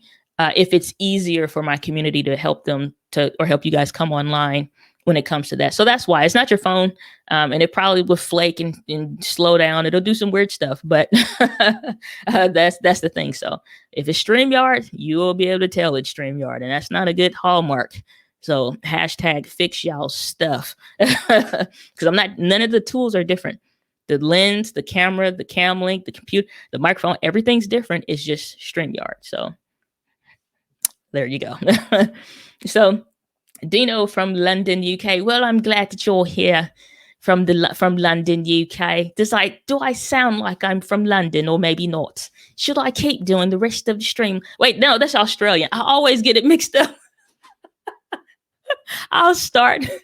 It'll be like an English accent or something, and then it just skewers off to like something else. It's just like I don't know how I get to Australia, but I make that jump so quick. I still think in the moment it's just like no, this is like an English accent. It's not. So I got like 0.32 seconds worth of an accent when it comes to that. So yeah. Wait, I believe your YouTube super chats you have to be. Yeah, so that's right what Black Cobra is saying as far as that. So, alrighty. So Qual Comedy is asking, do you use a Stream Deck, and do you have any issues, with Ecamm integrations? I don't use which, if you guys are wondering what she's referring to, is that Elgato Stream Deck. Basically lets you like use buttons and all that stuff. I'm a click person. Like I just rather use my mouse and click on it. I don't need like the short key thing. So I don't use that. As far as I know, people that I know that have used it, that own it and own like multiple versions of it, they love it and it works fine. It's just not for me. I just prefer to use a mouse and just click. I guess I'm kind of old school like that. But as far as I know, like I said, it works fine, but there you go. So, Cloud Smith's TV, good to see you. Glad you're here, saying watching from Jamaica. I love all of your videos and tutorials. Why, thank you so much, brother. I appreciate it. Let's see if I can pull off a Jamaican accent. I'm psyching myself out. Let's see. What could I even say? Welcome to the stream, my brother. Glad that you're here. How was that? And so, we have Yatsuri Shop saying hello, new to your channel, loving the content. Well, glad that you're here, and I'm glad to be of service to you. Saying hello from Miss CC Beauty Diva, glad that you're here. Good to see you. Say, what camera do you use for live streaming? I can't get mine's clear. Well, I would ask you to follow up that with what are you using, and I could probably give some better details for that. But at different times in the past, I've used the Canon M50 with my Viltrox speed booster and a Yongnuo 35mm lens. As of summertime last year, I started using my Sony A6400 and a 35mm lens. Other than that, it's just like the more or less, it's just like color preference is a preference. You can always adjust that to make it look however you want, one way or the other. But that's what I currently use. I use the Sony A6400 35mm lens, so that I can get like a background blur and stuff like that. If it's not looking clear, again, it's like what about it is not making it look clear. It could be a dirty lens. It could be poor lighting, and so the quality is suffering. It could be what else? What resolution you're streaming at. It could, it's like it's a lot of factors that go into that. It could be frame rate droppage. So it's a lot of things that go into like why something looks like. If I saw it, I could probably identify what it is or what it's looking like. But a lot of times, surprisingly, people need lights. They buy cameras first and then a microphone and then the lights. That's so backward. Buy your lights, then buy a microphone, or honestly, buy a microphone, then buy lights, and then buy a camera. Like if you don't have a microphone to show up on camera, like however you're streaming, don't. If you don't have lights to support whatever the camera and microphone that you have, get some lights. Once you have those, then let's invest in a camera, or that way you can make whatever it is that you already have look better. And so that's my thing with that. Just so it depends. So let me know, like, what are you using? And then maybe I could probably help out a little bit better with that. So Qual Comedy saying, I'm new to live streaming and your content. I appreciate your focus on service. Well, I appreciate that comment. Thank you so much. I'm glad that the content is serving you. That's my hallmark, so to speak. So let's see here. Questions. I think I accidentally skipped. Here we go. Yeah, Jury Shop saying, I'm currently using a Sony a6000, but now I have to upgrade my Mac to start using Ecamm Live. Actually, You don't. So, well, at the moment, the A6000s, and I'll show you what I'm looking at here. Currently, the A6000s or A6000 specifically, it doesn't work with Ecamm via USB, but again, they did update it so that a lot of them do. So like I see that the that's A6000, it's not working yet, but it was tested, so it could be coming. But the thing is though, it depends. It's you still could if you could get your hands on a cam link, that'll probably be the best bet for you, honestly. But that's my whole thing though too. It's like if you can find a cam link, which like Facebook Marketplace is probably the best place to find those, and check some computer type like stores like Office Depot, office supply stores, and stuff like that. Most people aren't checking though. They're only checking like Amazon and Best Buy. If you check like Office Depot, Office Max at times, sometimes those have those, but that's what I would use. And then got a question here saying, can you multiple stream or multi-stream using Ecamm? Yeah, you would be doing that through Restream.io, and then it's another one that you could use as well. So I see that there. So Qualcomm, I see you just popped up in the back office there, so I'll bring you on in just a moment. Saying the name is Shar, said I'm really thankful. Great content. Well, my pleasure. Glad to be of service. Getting an LOL for some reason. I don't know, but good to see you. You drawn. Alrighty. So take a break for just a moment. I will be back in the comment section in just a moment. What do they say on TV? We'll be right back after these messages. But we're going to bring on qualcomedy.com. Good to see you. Your microphone is muted. Can you hear me? Because we can't hear you. I probably should hit unmute. Yes, that would work. Oh, wow, that's awesome. How are you? I'm very good. I'm hearing both the live stream and us talking. Oh, okay, let me pause that. All right. Okay. that's a little clearer. Oh, wow. Okay. Again, just learning all this stuff with live streaming. I just wanted to say I appreciate having you here and answering questions, and I just think it's awesome. And I'm new to the live streaming, and I didn't even realize it was a platform that had a lot of people of color. So I just appreciate having you here on the Oh, stream, absolutely. giving your advice and your expertise. And I'm new, and I brought all these gadgets, and Amazon has been working on me just to get the lights, to get Yeah. just something in the background. But right now, I'm just doing content for fun. Does all content have to be for profit, or? No, I would say no. So the thing is though, too, it's like everybody has a reason for why they're going to a specific channel. And so the thing is like if I didn't have Entree Women TV and it wasn't dedicated to that thing, let's say I was into video games, but only like Game Boy Color and old school Game Boy Advance or something like that, that was my thing.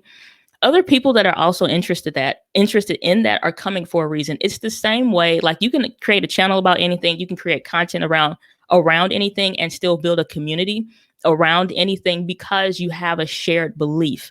And so the thing is like if people that are coming here is because you're an entrepreneur or you're doing something, but there's some hierarchy of what's important to you above the equipment, above the gear. I'm not trying to teach y'all how to be photographers and videographers. You ain't trying to do all that. You're good in whatever it is that you're good at. Maybe it's cracking jokes. Maybe it's whatever, like comedy show. You got your thing. Like you're there for Comedy. that. Exactly. So it's like you're there for that. And other people that have an interest, love your approach and stuff like that, you're watching for that reason. So the thing is that it doesn't have to just be about money. And honestly, people that leave their channel for the sake of just for money or just for that reason, those creators don't survive. Honestly, I use that term creator on them very loosely. They don't last because you came thinking this was a money bag and a money grab, and it's not. These are people. So one of the things I always think about is like the TV show The Walking Dead. And so, like huge communities were built around like the comic books and stuff like that. So they're coming to the show because it's an entertainment experience and a what if. And if that was me, I would have did this. I discovered in that show I'm a very violent person. I would have knocked a lot of people off. It's like no, we ain't sending them with no supplies. We got it. So it draws out an emotional response. Whereas somebody else, like my aunt, she was like, "You need to go to counseling." Yeah, I'm like, "No, this is just what I would do if." So y'all see me on the news and my Camry rolling down on the highway looking like OJ Simpson. You know what happened, but I think during COVID-19, during this experience, we're all getting our walking dead walking. Yeah, experience just going to the supermarket. I'm telling you, mask and everything. But it's just like, but that show, it gave people an entertainment experience, and then a show after the show was created called something else. So it's just like Talking Dead, I think it was. Right. That Yeah. show was built around the community that the show had and just their shared belief and interest of let's talk about it. So it had nothing to do. Did that show generate money? Yeah. Did that show generate merch that they could, support the show with? Yeah. But it was around not the money, not the merch, but it was around the shared belief. So people that have an interest in comedy or stand up or improv or whatever, they're not coming because of how to formulate the joke. They're coming for relief. So everybody, it's always still that, like there's a book by Donald Miller called Building a Story Brand. I think everybody that's anywhere in the world doing anything needs to read that book because he tells like the story framework, which is it's everything in life is always about a character who wants something. They start going on a journey to get that thing, but they have a problem. And then here we come as the guide. Most people try to be the hero instead of being the guide. Why do so many people love Yoda? He's the guide. He's not the hero. So if we stop trying to be Luke Skywalker, our content can serve them as the guide. So even with comedy or even with entertainment information, I'm at work. I hate Susan that sits across from me that sneezes and doesn't cover her mouth or whatever. It's like I'm frustrated. And then traffic, and then the kids, and then whatever. So when I come home, my routine includes looking for a relief. So I'm a character who wanted relief in the way that comedy can provide. I come to your channel because I want to share belief that everybody deserves a laugh every day. You know what I'm saying? So it's the same principle. So it doesn't have to be money driven. Can you make money from the things that you're doing? Absolutely. And you should, because money is nothing but an exchange for value. So what is it that you're providing of value that would give that exchange? But it doesn't have to be driven by money though. Okay. Oh. Good, good advice and one to remember. In fact, my show it's not really comedy. I did comedy years ago, stand up, but Mhm. it's I'm just talking movies and '80s music. So I'm just Favorite play. 80s track. Uh, well, my favorite '80s movie was Fame. So I'm just the That's past me. original. That's beyond me. I can't hang on that one. But there's so much good music though. Indeed. I'm debating between who did it better, Irene Cara or Kenny Loggins. So they, But they yeah, both it's above me now. As that dude yeah was saying, killed it's the above, '80s movie music it's theme a songs. I can't hang. Y'all So let I'm us know in going the niche chat. niche. Yeah, I can't hang. That's beyond me. I'm just showing my age. That's that's all. that's all right. We're all the same age online. Nobody knows too much of anything above anybody else. So it's all right. There you go. Thank you so much for answering my question and Sure. putting me on. It's actually helping me just again learn all about this live stream, and I really appreciate that. Oh, my pleasure. Well, thank you for being here and thanks for coming on. All right, Alrighty. bye. So, super great to have you guys here. Again, if you want to hop on and ask your questions just like that, you can always come to Dinah.link/join. So, hop back over in the comments there. Let's see here. So, I always like the comments, y'all. I'm trying to catch up. Okay, so International Boogie Nights, that is one heck of a name, but I love it. So, what device do you use between your Canon M50 and your Mac? I tried the Blackmagic Ultra Studio Mini. Listen, that right there, Ultra Studio Mini recorder. who comes up with these names? Like marketing departments, get y'all life together. I said, but it doesn't work properly. Anyone with some tips? Um, I don't. When I'm using my M50, I don't use anything in between it any longer. I used to use the Elgato Cam Link. Again, like capture cards are hard to come by, but I used to use the Elgato Cam Link. That's what I would use. Beyond that, now, if you have the M50, it's going to be via USB. That's like my number one recommendation. Screw capture cards and stuff like that. If you got a PC and you got an M50, go with Canon's webcam utility. If you have a Mac, I would say Ecamm Live. But if you don't want to do either of those, you're stuck with the limitations that come with like via HDMI, and just kind of going that route. So that's my suggestion. So CC Beauty saying, or See the Beauty Diva, I gave you a whole new name, said 2 questions. When I film with my Nikon DSLR, I get so much noise in my video, especially when I'm filming on green screen. What is ISO and what will that affect? And will that affect it? So great question.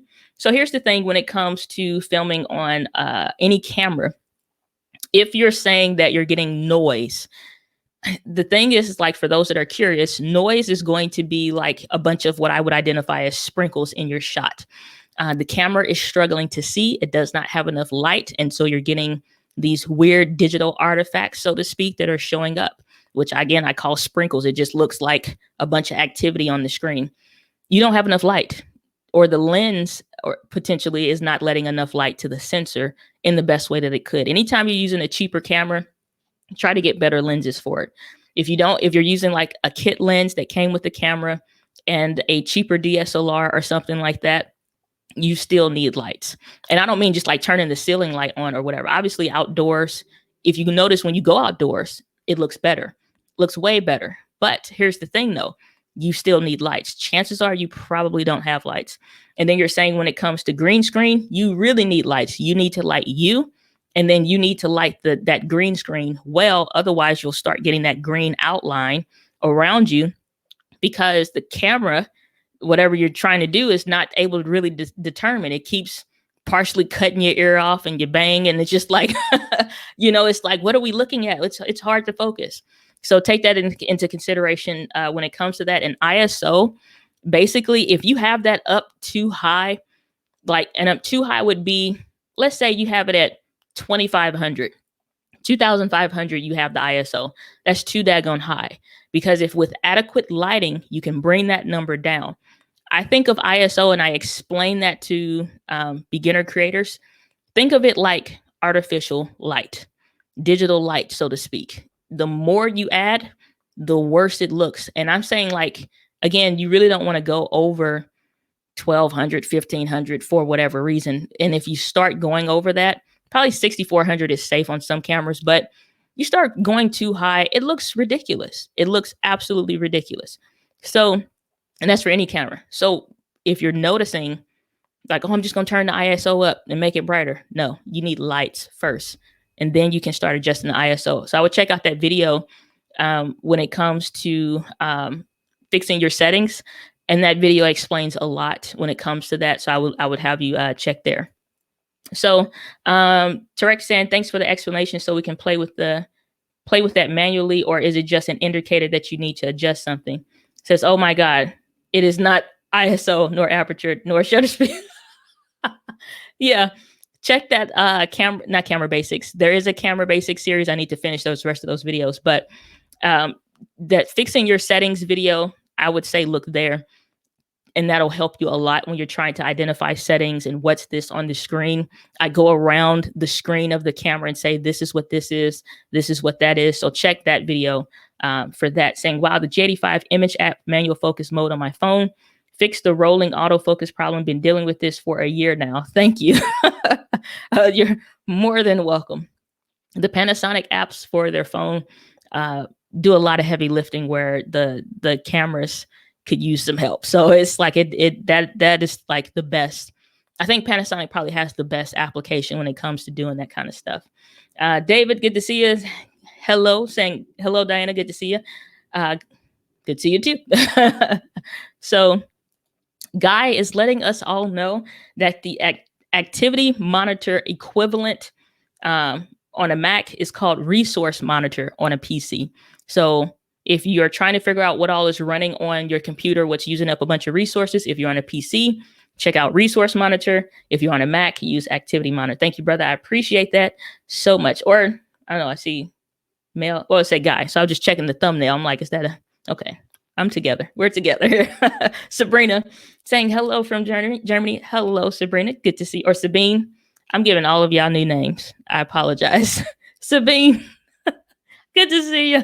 Glad that you're here. Qual Company saying, thanks for answering my question. My pleasure. Glad to be of service. And Dean saying, thanks for the answer. So Ecamm will give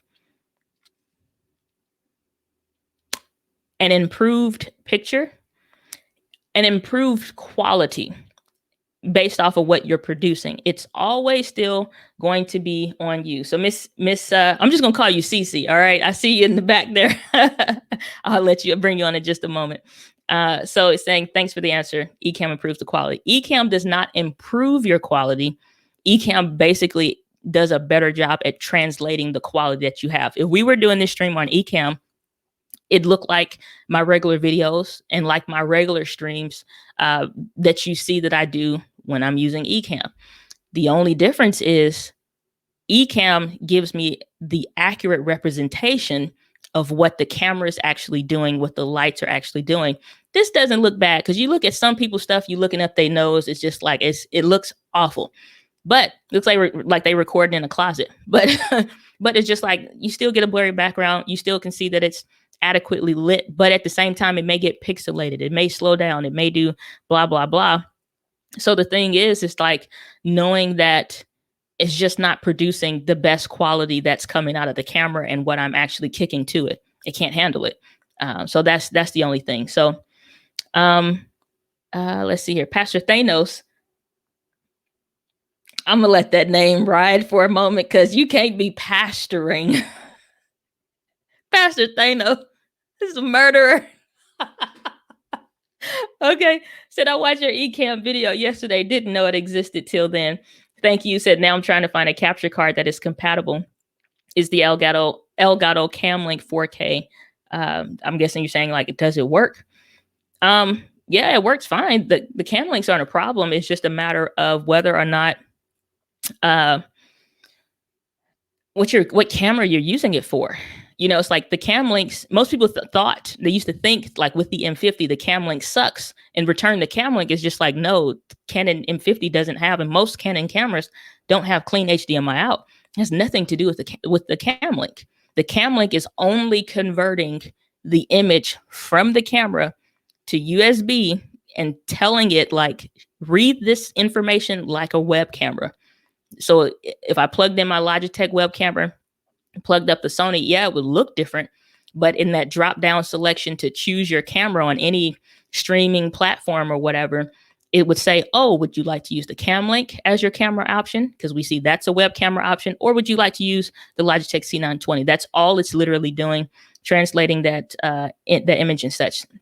And then Pastor Thanos saying, I forgot to mention I subscribe. Well, welcome to the family, brother. Glad that you are here. All right. So for those of you that are still in the comments, I got a few more.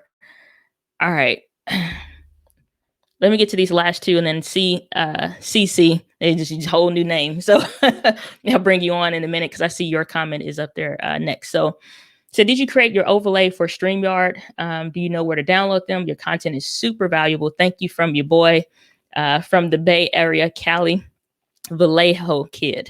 Alrighty, so I use Canva, CANVA.com. It's free. It has a free version, it has a paid version, and then it has a free version of the Pro for nonprofits. So that's what I use. And it's basically just creating like these graphics, like the go-to and whatever. Yeah, I create that stuff in Canva for StreamYard so that it can, kind of work better for that. So that's what I use for it. I've gotten asked even about my thumbnails. I make those in Canva. I pay for the Pro account, but I use that for Canva. So Albert, you're saying, do you have a recommendation for a budget microphone? What kind of a microphone? That's the difference. A lapel microphone that clips on your shirt, shotgun microphone that goes to the camera, or podcasting style kind of microphone. So let me know and follow that up. So Cece, I'm bringing you on in 3, 2, 1. Welcome to the stream. How are you? Hi. Excuse how I look. It's quarantine. I can't, I can live up to the beauty diva name right now. Listen, the profile pictures show what's possible. The rest of it, we ain't worried about it. We ain't worried about it. Okay, so I wanted you to get I need help with this. My husband, okay, me and him, we were trying to figure this out. I have a second channel and I try to go live. I'm trying to face my fears this year and start going live. So I've been live twice. Okay. I have one light. It's I will show you it, but it's it's a box light basically. Okay. It's a box light. Then I have a ring light coming, but right now I have this daytime bulb, and this is usually my setup for when I do live streams. Now I do have a DSLR. Mm-hmm. But I cannot figure out these settings. Okay. I cannot. It's like one video. Like if you look at my Steve the Beauty Diva videos, they'll when I was posting on there. I haven't posted in a while on this channel, but when I was posting on there, the video quality was good. I don't know what I did. I just took it out the box and it was just like whoop. Now yeah. I changed something. I did one thing. I don't know if people can relate to chat. I did one thing and I don't know what happened. Okay.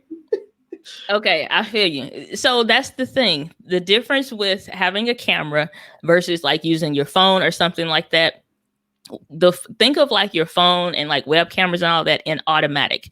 The camera is making the decisions, or the phone is making the decisions for you. That's why they're upgrading cameras on phones so that out of the box, like you said, it looks amazing. I didn't have to do that. Look at me, hire me, go to DianaGladney. It's it makes you feel like I'm the best. I'm the bee's knees out here. So the difference is when you invest in a camera, now the camera is yeah, we have an automatic mode, but we have all of these other modes to customize it. You now literally can control every individual thing as to, why your image looks this way to make it get that same kind of way. So if you were probably in automatic, which you probably hit something to go from a manual to an automatic, and it's just okay, great.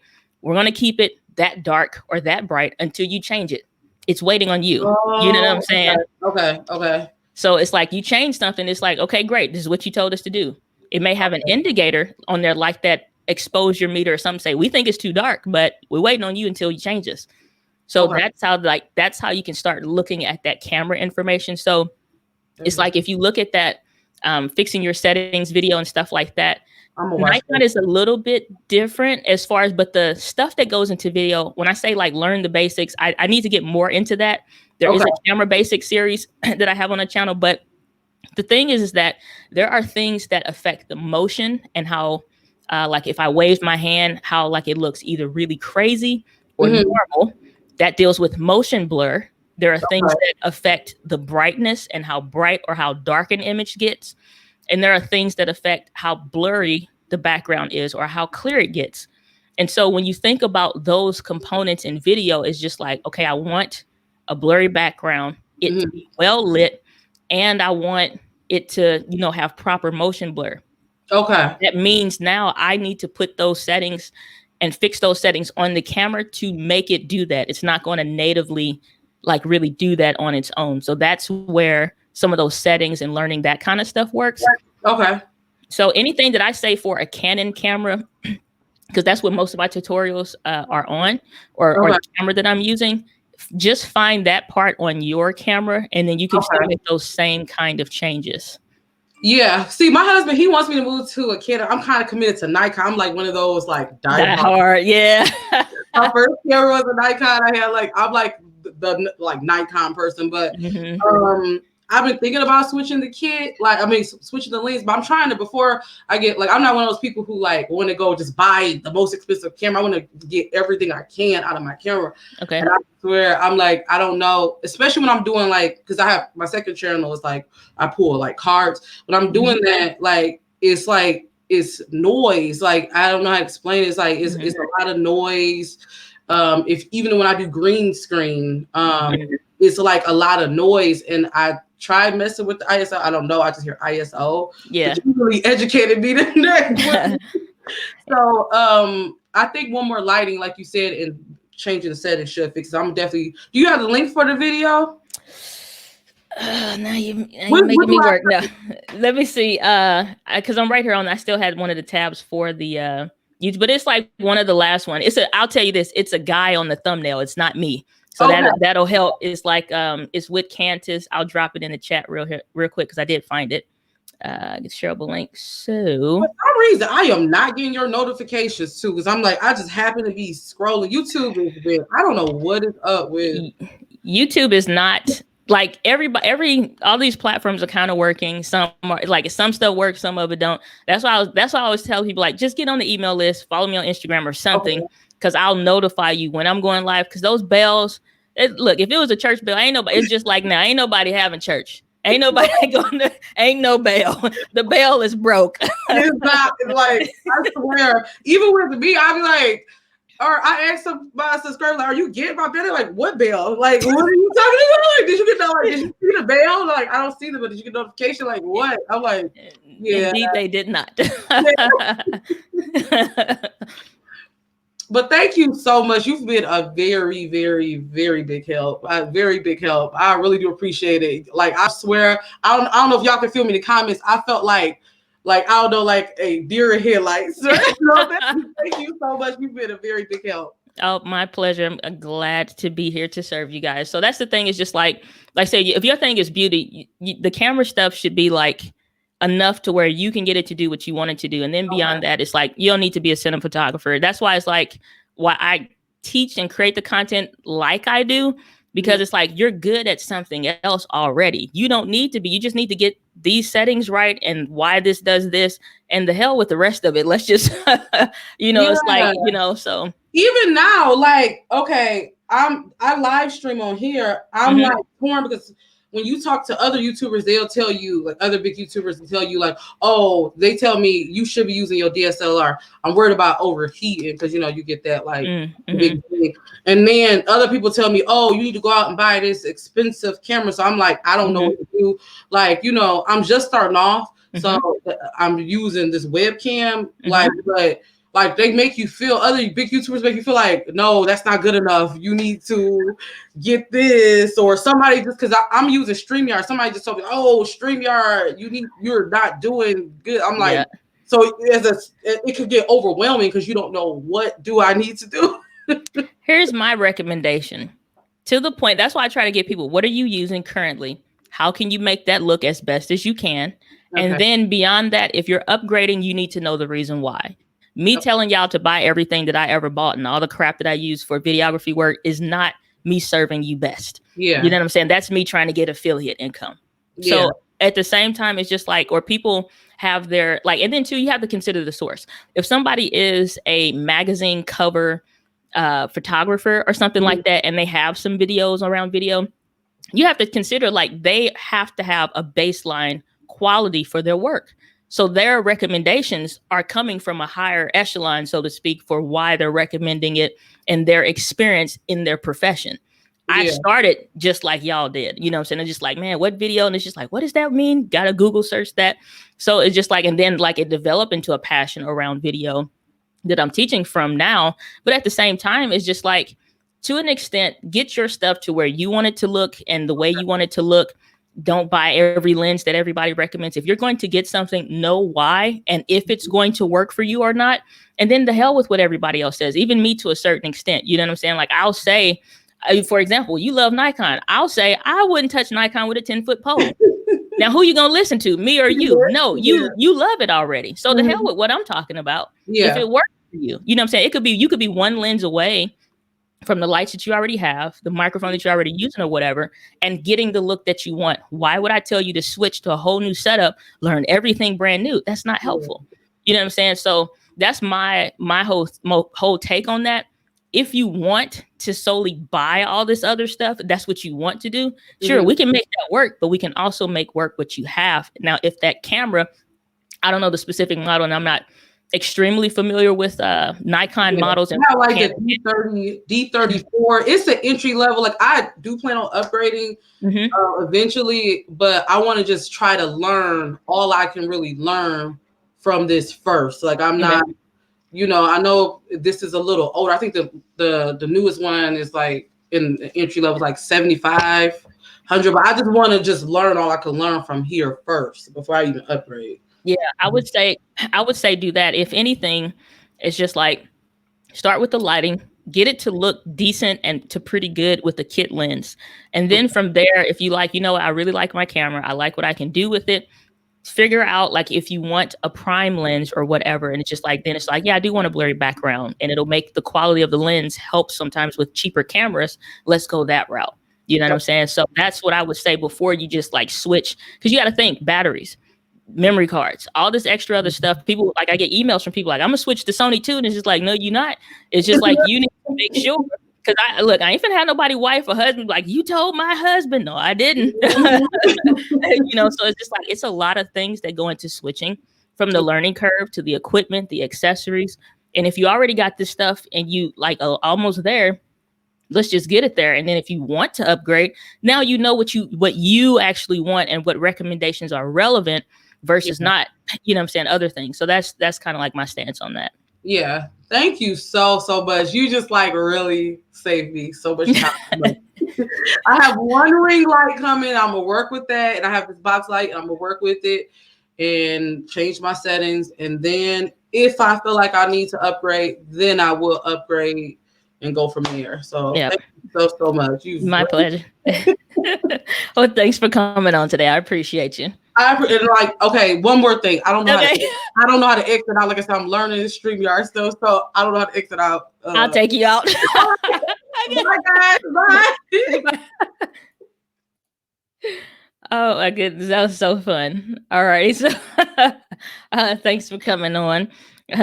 So let's see. I left off at Ryan. I think he asked this already. Okay, yes, got to that question. Budget microphone, asked that question. And then see, we just talked. So says, hi, Diana, your choice to be off center of the screen is interesting. What led you to that decision? Well, I have a very, very, very specific reason why. That's where my chair was sitting, and I wasn't going to move the camera. And sometimes, depending on if I want to bring something up, like especially like Ecamm Live or something, I may put something over here. So if I was on Ecamm, for example, and I would say, hey, come look at the podcast. It's, this graphic over here. That way I'm not having to like have it over my forehead. So partly because of the way my room is centered, the way that I want in the background, just a few books, the bookshelf, the light or whatever, not a lot, and accounting for the lens. It's just like, this is what I want. I don't need to be centered or whatever. So just being off to the side keeps flexibility for both live streams as well.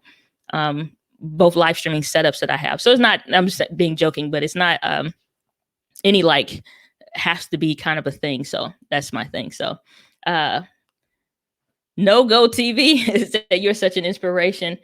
Thank you so much. I appreciate that. And Quad said, thanks for having me on live. My pleasure. My pleasure. My pleasure. So Quad Comedy saying cam links are ridiculously priced now. If you can find them, they're up to $400. Do not, nobody, not now one of you buy a cam link because those are supposed to be $199 max, $179 max, $179 US. That is. Do not pay that. That's like me saying, I'm going to sell you this used stick of chapstick for $40 when these are $2 at the gas station or whatever. It's the same. It's just price gouging.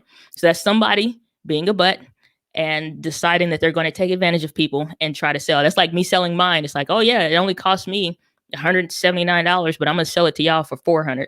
Do not buy one of those for that much. So you understand, I was wondering, it makes sense. You might want to put space up there for something on screen. Yeah, I don't get the customization that I want, unfortunately, when it comes to moving stuff around, but it just kind of works for both setups. I mainly have it set up for like Ecamm, but sometimes I'll be in the center, but meh. So see you saying, thank you again. You helped me a lot. My pleasure. My pleasure. My pleasure. All right. So, Albert, you were asking about a budget microphone. You're saying one that you can attach to your M50. So here's a quick thing that I would say for videos, make sure if you are using a shotgun microphone, like, I'm gonna take this rubber thing off of here, or this furry thing, this dead cat, which is why they call it that, is morbid. I have no idea. If you're using what, like this shotgun microphone kind of a thing, you need to be this close. If your microphone is way down the hall, several steps away, this is going to sound like trash. No matter how good this microphone is, it's going to sound like trash. These kind of shotgun microphones need to be right here. If I had to recommend one, it would be this one, the Movo shotgun microphone. That you could use this for whatever. But if you're trying to live stream like this, you're not going to get audio from the camera. Like, you can put this up there all day. You're not going to get audio from your M50 coming into the stream from the camera, no matter, like, not HDMI and not USB. The M50 does not have that capability, and I don't think any camera via USB can bring in audio in that way for streaming, that is. And if so, it would probably be another brand, but Canon, definitely not. So if you have an M50, you're trying to bring in audio from the camera, and it's not going to happen. Regular videos, Movo shotgun microphone, if you're close to it, that's one thing. Otherwise, there is a lapel mic company called Yellowway, which I haven't talked about these on the channel yet, but called Yellowway lapel microphone. I would use this kind of a setup. Nice case, microphones, lapel mics, those are clipped to your shirt. Decent functionality when it comes to that kind of stuff. In addition to all the things that I have, Rode Wireless goes. If you need a wireless setup, kind of a thing. Otherwise, this Samsung Q2U, if you're doing this kind of a thing. Those are my budget-friendly microphone recommendations for just about any use case. Let's see here. So Pastor Thanos, you're saying, brother, you got to change that name. That don't sound too right. Y'all gonna go to a church for Pastor Thanos, a Second Thessalonians Baptist Church? You know, I don't trust that name, Pastor Thanos. But that's a good gamer name though. So I'm trying to live stream using my PS4 mainly for gaming. So this is a follow-up to a previous question, I believe, that you had. If I can find it, and I hate to ask you to, yeah, it's too many comments. I can't find it. Pastor Thanos. I can't find your other comment to make that one make sense memory-wise. So if you can, retype the whole thing of what you're trying to do and why and what have you, because I don't recall at that moment. Alrighty, so we're getting down to the last couple questions here. So we have Good Life Fitness Florence. That's a nice picture of y'all. Good to see you. Glad that you're here. And I have the M50 cam link for the capture card. And my live video still looks subpar for my Zoom workout sessions. Do I need to upgrade my lens or adjust my settings? I'm about 6 feet from the setup. What camera are you, not camera I use, what lens are you using? If you're using the kit lens, unless you have adequate lighting, everything is going to look like trash. I don't care what you use. You can get a $3,000 camera. It's still going to look like trash if you got a cheap kit lens on there with hardly no light. So if you have those things, I would say, even being further away, make sure your scene or your area is well lit for what you are doing. Now, that doesn't mean like overload the camera with lighting, but I would say definitely make sure that you have some lights. Distance is not an issue when it comes to lighting. It's just about making sure that you, the subject, are well lit or your area is well lit. And when it does come to the settings, I would say check the video out that I did. I did put a link in the chat here. So if you want to check that video out about fixing your settings, that's where I would start. What are you trying to do? What lens do you have? There's other questions and factors that go into quality other than just like, oh, this camera doesn't work. No, it's like what's not just necessarily settings. What light setup do you have? If I turn the lights off, this image starts to fall apart. Turn this other light off. Now what? Does the camera suck? Now the lens is not helping because it's a great lens. But if I put the kit lens on there, now what? Does the stream look worse? You know what I'm saying? Because again, this is not really helpful because it's a $400 lens, but now I'm in the dark. You know what I'm saying? Now I've gotten rid of, now it's just like light from a window. So when it comes to that kind of stuff, more things go into the quality of your image than just the what's name. And then if I switch the microphone, now the stream just went kaput. Lights, audio, and then the camera, and then look into a better lens. Most of y'all don't know, most of that whole M50 for video series was shot on the kit lens and the M50. I ain't use that in special. If you saw a blurry background, then I was using like the Yangnuo lens or whatever. Otherwise, I wasn't doing nothing special. The kit lens. And then sometimes the 22 millimeter lens by Canon. That was about it. So take into consideration the other things as well. So Explore informs that I tried to file a Amazon complaint on the price gouging of the Camlink, but apparently filed it in the wrong place. Oops. So it's like when you're on Amazon, because every time I see it, I do the same thing. So when it comes to filing a complaint, it's just like report this listing, and then it'll go to another drop down of what is it? It'll go down to, goodness me, something about the pricing or something like that. It's just like report link right under like that listing on Amazon. And I'll put that they're price gouging. This item shouldn't cost more than $199 retail and stuff like that. And then usually Amazon takes care of them. So it's my life, Darylyn. Good to see you, Darylyn. Glad that you're here saying, hey, it's my favorite tech chick. Well, I am glad to be here. So glad to have you here. So the Black Cobra saying, even on Facebook Marketplace, the Camlinks are $350. It's just people being butts. It's again, $2 chapstick at the gas station or $40 chapstick because you chapped right now. That's all it is, price gouging. Saying Good Life Fitness saying, thank you. It's the kit lens, lighting 1,000 times over, 1,000% lighting. That M50 for video series shot on the kit lens, lighting. You can get a better lens. It still look like trash if you don't have the lighting. If you're outdoors or something, you got a backyard or something, fine. It'll look way better. That camera looks amazing with the kit lens, just out in regular daylight. You still need to adjust your settings and things like that, but I'd check out that like fixing your settings thing. You'll know it's that specific video because my buddy Cantus is on the thumbnail. It's not me. So it's the only thumbnail that has a dude on it. So Qualcomm is saying the blue tones actually look kind of cool. Well, it's not supposed to look cool. It's supposed to, but just so you can see. But yeah. Dennis Fleck, Dr. Fleck, good to see you. Saying, Diana, your stuff has helped me a ton. Thanks. Well, my pleasure. Glad to be of service. So glad that you are here as well. So here's what's next. So I have to go. I have a interview, Q&A. I'm doing another Q&A, not an interview, with Ecamm Live for their Leap into Live Streaming event, their summit.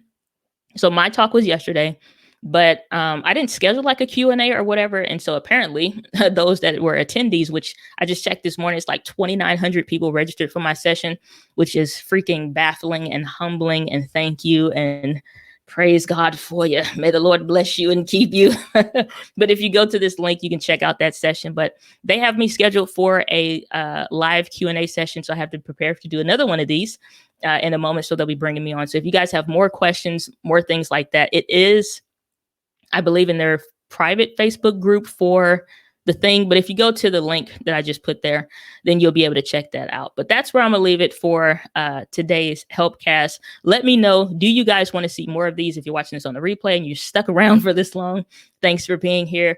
Because I only want to take these week by week. I don't want to like just show up for no reason or if it's not helpful any longer. But if you guys want another one of these next week, let me know and we'll schedule one for next week. Otherwise, this will be the last one. So with that, guys, live with passion, and I'll see y'all in the next video or on the next Helpcast or the Q&A session in an hour. So it starts in an hour over there for Ecamm, but I'll see y'all later. Take care.